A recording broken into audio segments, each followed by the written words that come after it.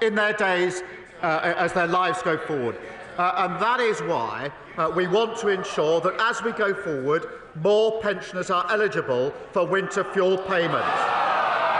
As you would expect, Mr. Speaker, we will only make decisions we can afford. That is why we will look at that as part of a fiscal event. Leader of the Opposition, can we bear or not?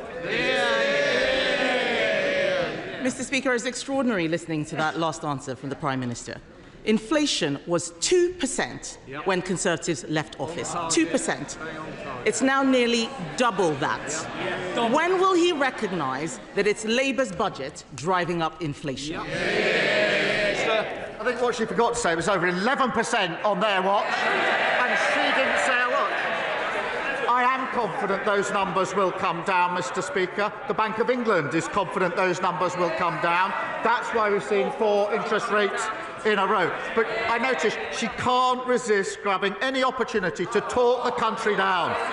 She doesn't mention the growth figures, the interest rate figures, record investment, wages up more than prices, 200,000 jobs created, 4 trade deals. And the reason, Mr. Speaker, they haven't learned, they haven't changed, and as George Osborne said, she doesn't have a credible economic plan.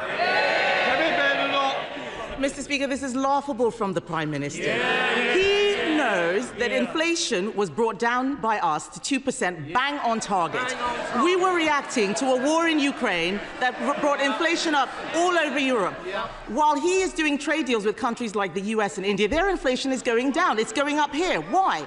The ONS says the inflation figures are driven by significant increases in household bills. We warned him repeatedly that this is exactly what would happen, what his policies would do. We called it Awful April. The Prime Minister came into office saying that he would tackle the cost of living crisis. He has failed. He hasn't got a clue, has he?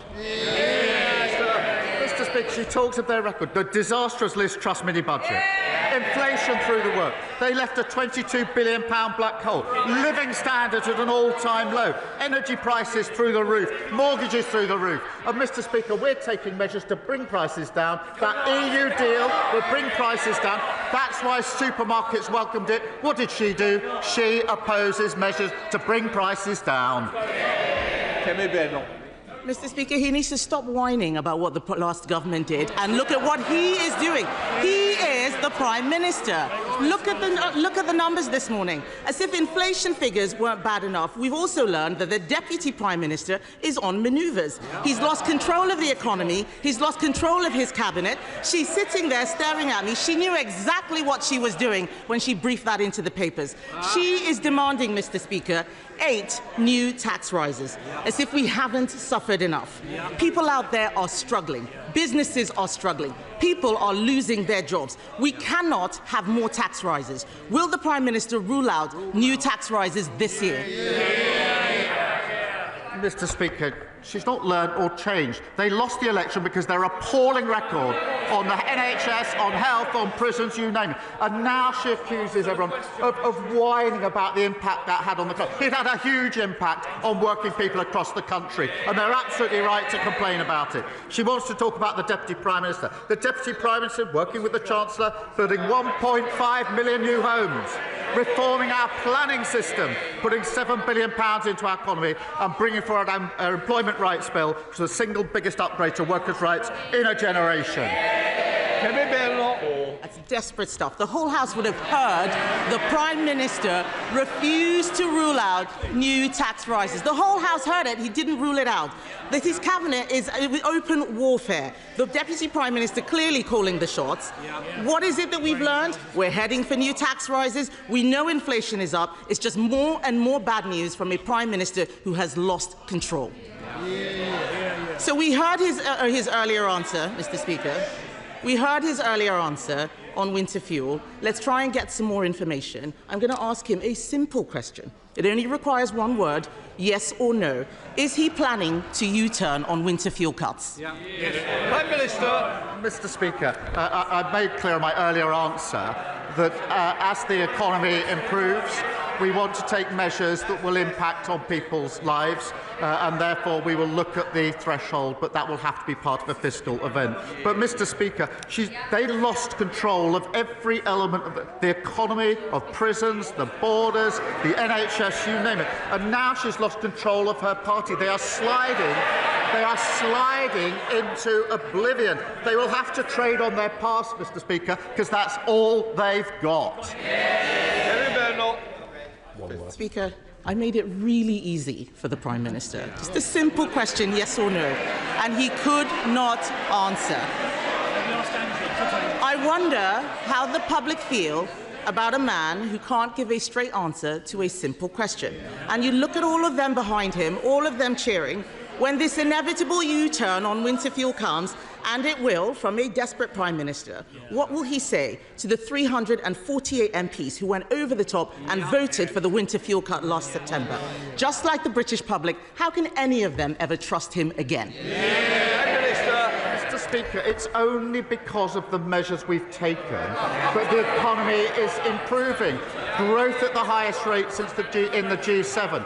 4 interest rate cuts, 3 trade deals because countries want to trade with this country because of the decisions that we've made.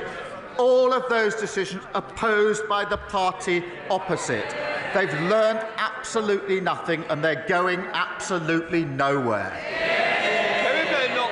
Mr. Speaker, this is a Prime Minister who says he's taking measures. The jobs tax is killing jobs. Inflation is up. Business confidence is down. Everyone is worried. He promised to cut bills, but today we see they are rising because of his policies. He promised not to raise taxes on working people, but his jobs tax means people are losing their jobs. Every week we come here with a new company that is saying they are shedding jobs. That's on his watch. He promised to protect pensioners, but his winter fuel cut has driven thousands into hardship. His MPs hate this. He can't see them, but they all look sick just hearing what it is he's going to do. So let's wait until... Oh, yes, they're laughing. They're laughing. They're laughing.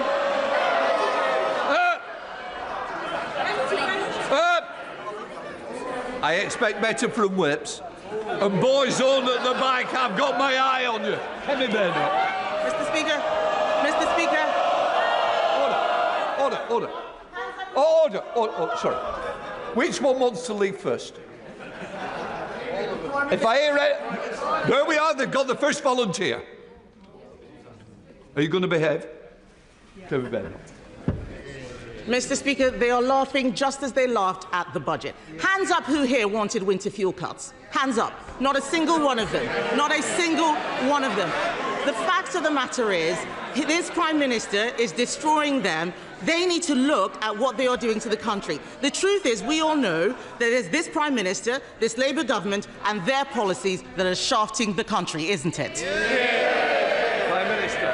Mr. Speaker, they look in pretty good form to me, and there's lots of them. Mr. Speaker, she talks about business confidence. Yesterday, I didn't have time to read out the list of all the businesses that have come out in support of our EU deal. Mr. Speaker, I don't have time today. It's a long list. I went immediately to Lidl and spoke to the staff in Lidl. They're delighted with the deal we put forward yesterday. Business like the work we're doing. It's giving them confidence in the EU deal. She's opposed to each and every measure. Louise Jones. Thank you, Mr. Speaker. I recently visited Barrow Hill Primary School in my constituency of North East Derbyshire, a school in receipt of a new free breakfast club. The team there are doing a fantastic job, but challenges still remain. What more can we do as a government to support both them and local parents to give the children of Barrow Hill the start in life that they deserve? Well, I thank my honourable friend, and we are united by a shared focus on creating better life chances for our children. And I'm delighted to hear her constituents are already benefiting. Thanks to our plan for change, we'll deliver free breakfast clubs in every primary school in England. And I'm determined to support parents to give every child the best start in life. And that's why we're rolling out free childcare, expanding the first 300 school-based nurseries and delivering more family hubs. Sir David, the leader of the Liberal Democrats. Thank you, Mr. Speaker. Can I associate myself with the Prime Minister's remarks about the terrible fire in Bicester last Thursday? I know from my honourable friend, the member for Bicester and Woodstock, how deeply the close-knit community there has been affected by this tragedy. And firefighters Martin Sadler and Jenny Logan were true heroes, as was Dave Chester. And I hope the full prayers and thoughts of the House are with their loved ones and with the 2 firefighters still in hospital. Mr. Speaker, the Prime Minister has rightly said that his new trade deals will give a much-needed boost to economic growth and thus to the public finances. So will the Prime Minister make sure that struggling families and pensioners see the benefits of the growth? He teased the House with his first answer to his honourable friend, the member for Luton North. So will he commit now to reversing his cuts to the winter fuel payment in full? Mr. Speaker, firstly, can I just thank him for his comments about the Bicester tragedy. And it's very important that in a moment like this, the House does come together. And we are taking measures, obviously, to help with the cost of living crisis. And that's why the EU deal yesterday was so important, because the impact it will have on prices, particularly in supermarkets, directly affecting those who are affected by the cost of living crisis. Mr. Speaker, what I said before was this, that the economy is beginning to improve. People are still feeling the pressure. That's why we're taking the measures that we are. That's why we're striking the trade deals that we are striking. As that improves, I do want people to feel the benefit of the measures that we are taking. And that is why I want to ensure that more pensioners are eligible for winter fuel. It is important that, as you'd expect, that we are clear we can afford the decisions we're making, and that's why it will now be looked at a fiscal event. Sir David. Mr. Speaker, I think I welcome what the Prime Minister has said, but we will look at the details, and I hope he will use some of these new proceeds to help others like carers, because the government's changes to PIP will have big consequences for family carers, like Ginny, who cares for her husband Tim, who has myotonic dystrophy. Ginny holds her husband's hand to keep him steady as he walks. He falls frequently and chokes on his food. Ginny is the sole earner in the family. She works part-time on top of caring for Tim. But she's calculated that under the government's cuts, her family will lose £12,000 a year. So can the Prime Minister tell Ginny and many family carers like her, what does he expect them to do? Mr. Speaker, we have approached this on the basis of the principles that we must support those who need support. On the question of getting people into work, that we should support people into work where they can work, and of course, where they can work, they should. But it is undeniably the case that the current arrangements don't work and need to be reformed. And that's why we're bringing forward reform, necessary reform, to ensure the system works better. And the least Mitchell. Mr. Speaker, yesterday in this place, I read the victim impact statement Cheryl Corbell never got to say to her daughter's killer, Thomas Cashman, because he refused to face her in court. I made up Olivia's Law past second reading, but until it gets royal assent, criminals can still not show up and deny victims justice. So will the Prime Minister commit to making sure Olivia's Law becomes law as fast as possible? Yeah. Prime Minister. Can I thank her for reading that victim impact statement? Because I know from talking to Cheryl just how hard it was for her to make that victim impact statement in the first place. It took a huge amount of courage and grief. And she wanted to read that statement to the perpetrator, as she should have been able to do. And I know how visceral the pain is to her of not being able to have done so from the meetings I've had with her. So I do thank my honourable friend for allowing that victim impact statement to be heard by the whole world, by being read out in this chamber.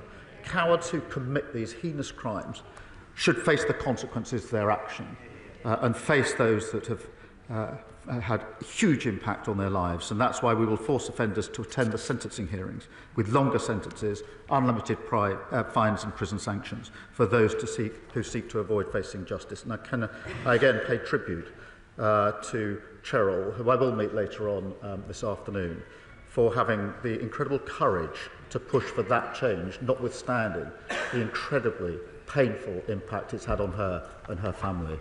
Jim Allison. The government assures us that Northern Ireland is still in the United Kingdom's customs union. If so, how is it then that British steel can be sold to the United States tariff-free, but if the same British steel is sold into Northern Ireland, it's subject to EU tariffs? Why on Monday did the Prime Minister not even try to take back control over the trade laws that govern Northern Ireland? Well, Mr. Speaker, it is important that we reduce tariffs on steel into the US market or other markets, including the EU markets, for obvious reasons. It is also vital that we seek to ensure that we reduce any barriers in trade within the United Kingdom as a whole. Yesterday was a step towards that. There's further work to do, but we do want to get to that place where we can trade without those barriers in the United Kingdom. We'll continue to work on that. Andrew Pex. Thank you, Mr. Speaker. The Prime Minister will know that thriving high streets are essential to local growth. But in cities like mine, people are increasingly concerned by the uncontrolled growth of betting shops and vape stores. Research shows this concern is not isolated. Nearly half of betting shops and gambling stores are in the 20% of places which are struggling the most, like Peterborough. So can I ask the Prime Minister, will he ask his departments to meet with me and campaigners so we can discuss ways that local communities like mine can take back control of our high streets? My honourable friend is an excellent champion for his constituents, and we are committed to supporting our nation's high streets to adapt and thrive. Planning applications are required for any new betting office to make sure locals have a say on individual cases, and communities can use the planning system to allow for a change of use of their properties. And I will make sure that he gets the meeting that is asked for. Michael. Thank you, Mr. Speaker. On Friday, the EFRA Select Committee published its report on the Government's vision for agriculture. The committee agrees with the Government that land purchase being used to shelter wealth from inheritance tax is a problem that needs to be tackled. As a cross-party committee with a Government majority, however, we took the unanimous view that the Government's current proposals for inheritance tax reform will catch too many family farms who will simply not be able to pay the bill. We are asking for the changes to be paused and reworked. Will the Prime Minister listen to the Select Committee and those on his own benches who want to tackle tax evasion and support the farmers who keep producing food for the nation's table? Well, Mr. Speaker, he knows the very limited impact of the inheritance tax only on farmers of very, very high level. But he will also know the record amount of money we put in at the budget into farming, and of course the measures taken yesterday with the EU deal, which will massively help farmers selling their products into the EU market. Julian Butley. Thank you, Mr. Speaker. The Wrexham, Shropshire and Midlands Railway is on track to link North Wales and my Shrewsbury constituency directly to London with 5 trains daily, strengthening cross-border travel and fuelling this government's mission to drive economic growth. With 15 members from constituencies along the route already on board, will the Prime Minister support our journey and urge the Office for Rail and Road to give WSMR's open access application the green signal? Mr. Speaker, our plan for change will see the railways reformed to deliver more reliable and better value services for passengers right across the country. My honourable friend has been a champion for better railways and easier journeys for her constituents. Open access operators have huge potential to offer passengers more choice.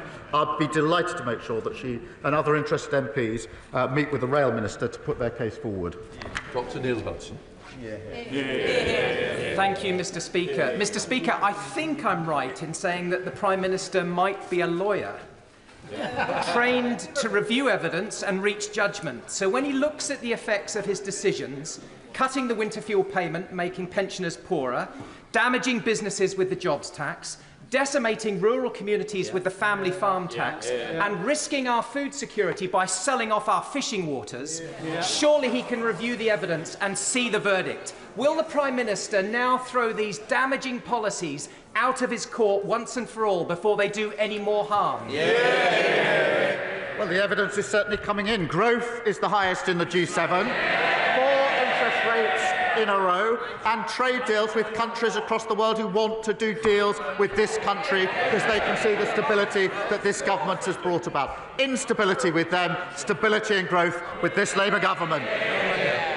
Thank you, Mr. Speaker. This is National Epilepsy Week, and we're joined in the gallery by England rugby player Tommy Freeman, who was diagnosed with epilepsy at 19. But through effective treatment has gone on to be selected for the British and Irish Lions, and I hope the Prime Minister will join me in congratulating him on that great achievement. But for a third of epilepsy sufferers, seizures cannot be controlled by medication, like my constituent Ben Lacey, who suffers multiple seizures every single day. Ben will never be able to work, yet has been subject to stress and uncertainty of multiple PIP reassessments. So will the Prime Minister reaffirm his commitment to ensuring that people like Ben with lifelong conditions who cannot work will be protected from these damaging reassessments and given the support they need to live with dignity? Well, can I begin by congratulating Tommy and everyone selected to represent the British and Irish Lions? It's an incredible achievement, and we'll be cheering them on. Mr. Speaker, it's important that we do protect those with severe disabilities or lifelong health conditions who can't work, paying them a premium and stopping those reassessments, which is part of the reform that we're bringing about. Ultimately, we also do need to get back to face-to-face assessments by trained assessors and health professionals, which fell to only 1 in 10 assessments under the last government. The hands. Thank you, Mr. Speaker. This Prime Minister, Mr. Speaker, keeps telling his gullible backbenchers, those over there, that he's deported 24,000 people from this country since he came into power, but he won't say who these people are. Now, it's my guess that they are people that came on work visas, students, and they are simply overstayers. But I'm willing, Mr. Speaker, to be proved wrong if you can answer one simple question. How many of these people that he's deported are failed asylum seekers that's come on small boats or on the back of lorries? Answer the question. Prime Minister. Mr. Speaker, I'm very proud that we've removed over 24,000 people. That's the highest record for nearly 10 years. We're taking other measures to get back control of our borders, including the Borders Bill, which gives our law enforcement enhanced powers, including terrorism-like powers. What did his party do? What did he do? He voted against them. And I'll tell you why he voted against them. Because they don't want to fix this problem, because it benefits them. It benefits them not to fix it. Party before country. It's very good he's standing in for the member for Clacton, I have to say. There was no sign of him yesterday at the EU. So he was the first through the E-gates somewhere to south of France.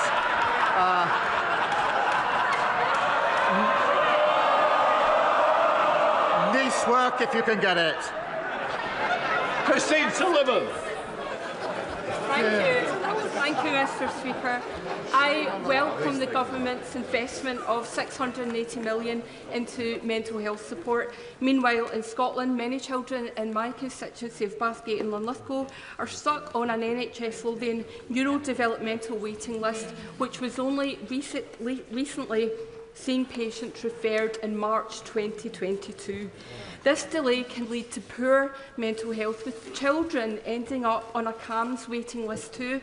How will the Prime Minister work with devolved governments to ensure faster diagnosis and greater support so that no child across these aisles grows up on a waiting list? Well, I thank you for her question. She rightly raises the broken promises of the SNP on mental health services powerfully. It is important, and we will have positive discussion with devolved governments to work on addressing mental health waiting times. But look, the SNP promised to invest in frontline mental health services, then cut them by £54 million in real terms this year. Now, with a record settlement in the budget, 2 decades in power, the SNP are out of excuses and out of ideas, and Scotland deserves better than that. If the Prime Minister agrees that the Israeli government starving children to death is monstrous, why does he think it's OK for the UK to continue to sell Israel the equipment for the fighter jets to drop bombs on these starving children? What we contribute into a pot is parts for fighter jets. And if we were to stop that, they couldn't be used by other countries in the other conflicts, including those in which we are involved. It doesn't know the detail at all. They're not sold directly. They go into a pot. If we were to stop that, they wouldn't then be available to others around the world who desperately need them in the conflicts they're engaged in. And that's why we won't do it. Thank you, Mr. Speaker.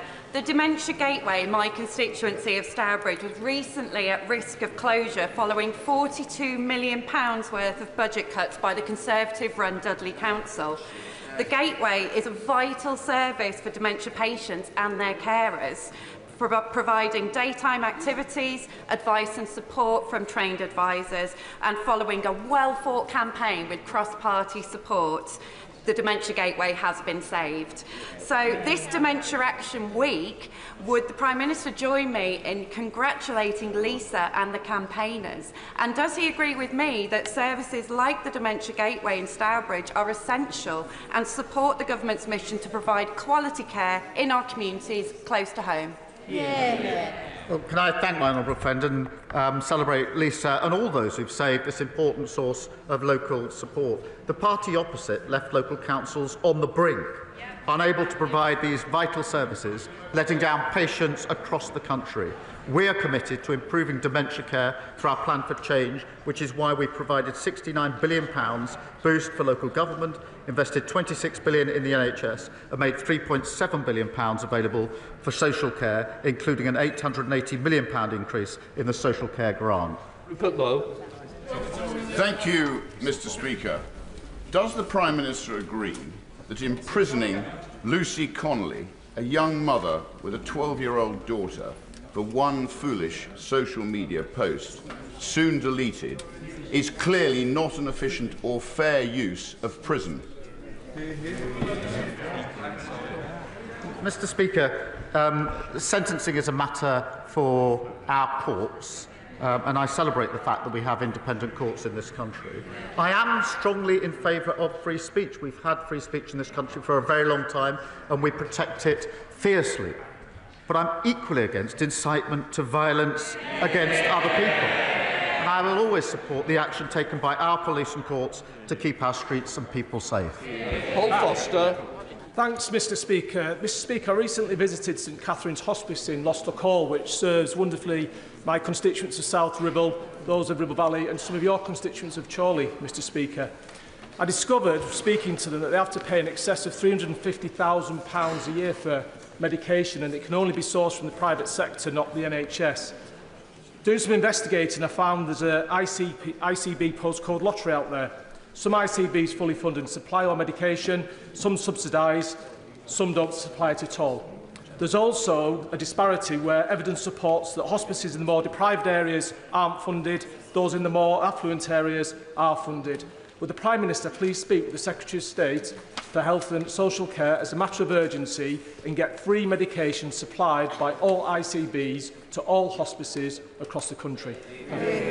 Well, Mr. Speaker, we have put record amounts into the NHS in the budget, and we're beginning to see the results of that. I accept the point he makes, and we will look again to make sure the money is properly used in the most efficient way. We're a Hobbs. Thank you, Mr. Speaker. A month ago, I was denied entry into Hong Kong on a private visit.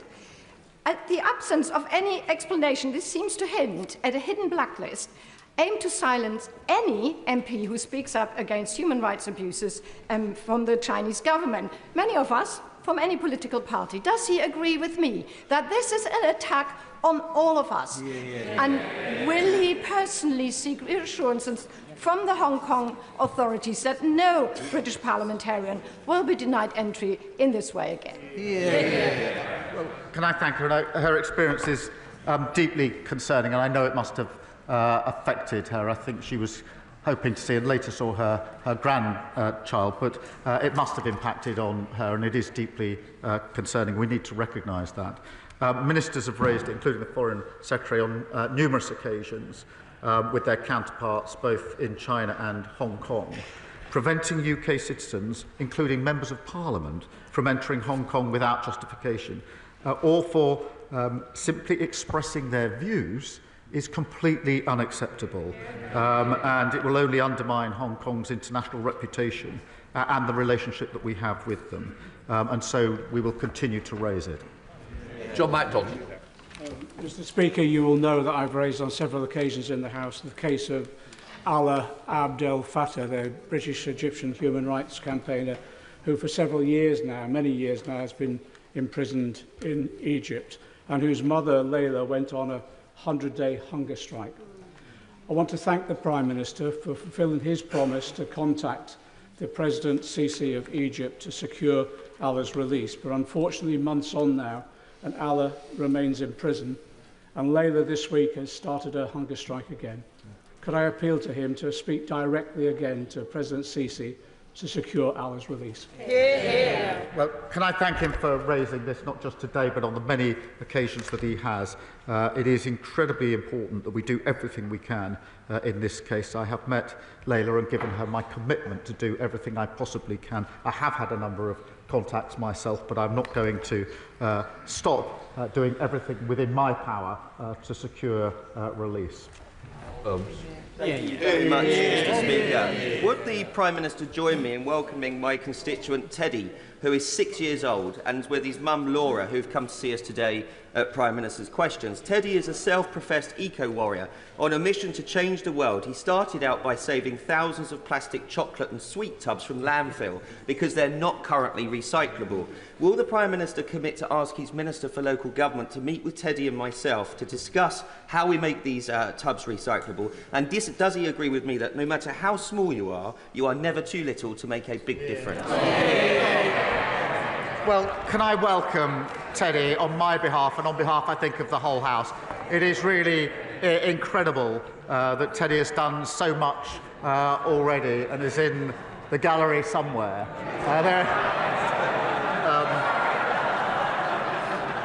Many of us struggle for a whole lifetime to make an impact on government policy. Teddy is already age 6, having an impact, and I'll make sure that he gets to speak to the relevant minister. Final question, Rosie Wright. Thank you, Mr. Speaker. Following on from my honourable friend, I also want to mark that this week is National Epilepsy Week, an important opportunity to raise awareness of a condition that affects so many but often remains invisible. Epilepsy comes with fear and uncertainty, the anxiety of having a seizure, the impact of losing a driving licence, and the worry about medication shortages. In the UK, 1 in 100 people live with epilepsy. That's up to 6 of us in this chamber, including myself. So today I ask the Prime Minister, will he join me and the inspiring campaigners watching from the gallery in marking National Epilepsy Week as we continue to raise awareness of seizures? Well, can I congratulate my honourable friend for her tireless campaigning on this issue and those campaigners who are with us today. I know the impact epilepsy has on people across the country, including on over 100,000 children and young people. We are committed to improving care for people with neurological conditions and setting up UK-wide Neuroforum to improve treatment and care for those with such conditions. That completes Prime Minister's questions. Point of order.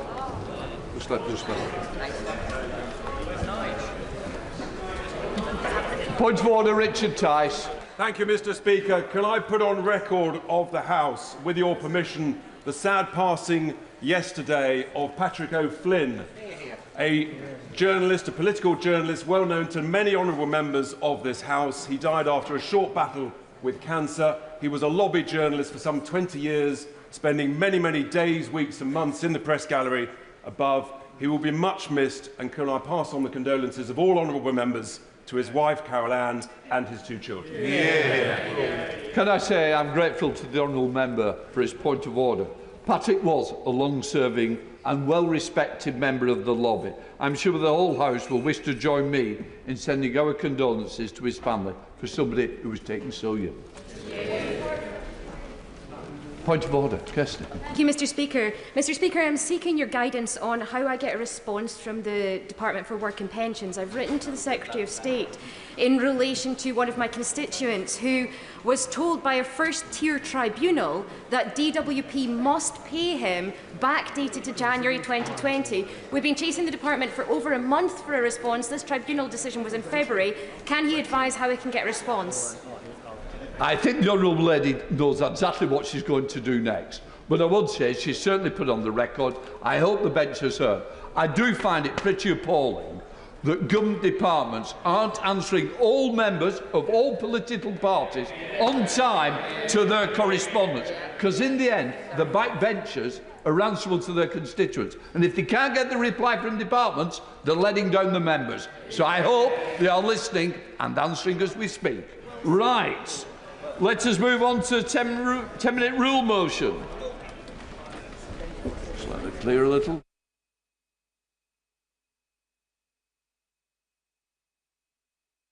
We come to 10-minute rule motion. Luke Charters.